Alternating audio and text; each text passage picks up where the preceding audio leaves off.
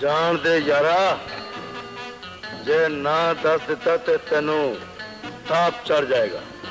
ਗੱਜ ਦੇ ਫੜੇ ਨੇ ਪਰ ਵਸਦਾ।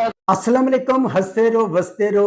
मैं तारक सानी ते तुसी वेख रहे हो मेरा यूट्यूब चैनल रहबर इंटरटेनमेंट प्लस।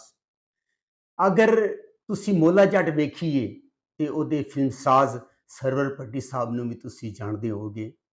मोला जट अपने दौर दी सुपर डुपर हिट फिल्म सी और इस फिल्म तो बाद इंडस्ट्री ने एक नवा रुख पकड़िया और कत्लो गारत दियां फिल्मां बनना शुरू हो गई। मोला जट ते पाबंदी भी लगी है और एक हैरत अंगेज जिहड़ा इंकशाफ हैरत अंगेज गल जिहड़ी है फिल्मसाज सरवर भट्टी ने दसी है, जिहड़ी ओहदे मोला जट दे बारे सी, जिन्हों सुन के मैं भी हैरान होया।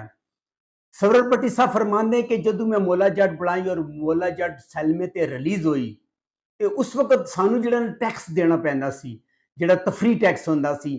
यानी कि अगर तुसी 10 रुपए की टिकट बेचते हो तो 6 रुपए गौरमेंट अपना टैक्स कढ़ लैंदी सी और 4 रुपए सानू वसूल होंदे सन। उस 4 रुपए दे विच असीं ये करदे सां कि सैलमे दा किराया भी देंदे सां, पब्लिसिटी भी देंदे सां, होर जिन्ने अखराजात सन ओहदे 4 रुपए विचों असीं करदे सां। यानी कि अगर 1 लाख रुपया असीं कमाया तो 60,000 रुपया गौरमेंट टैक्स लै लैंदे सी और 40,000 रुपया साडे कोल बचदा सी।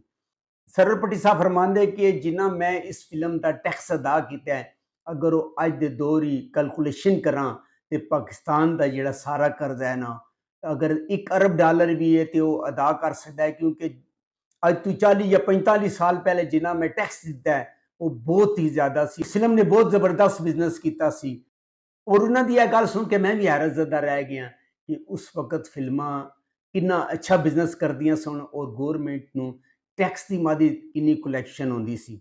अगर तुहानूं मेरी मालूमात अच्छी लगी होवे, मेरे चैनल नूं लाइक करो, सब्सक्राइब करो ते शेयर करो ते एक प्यारा जिहा कमेंट्स लाजमी करो ताकि मेरा हौसला अफजाई हो सके।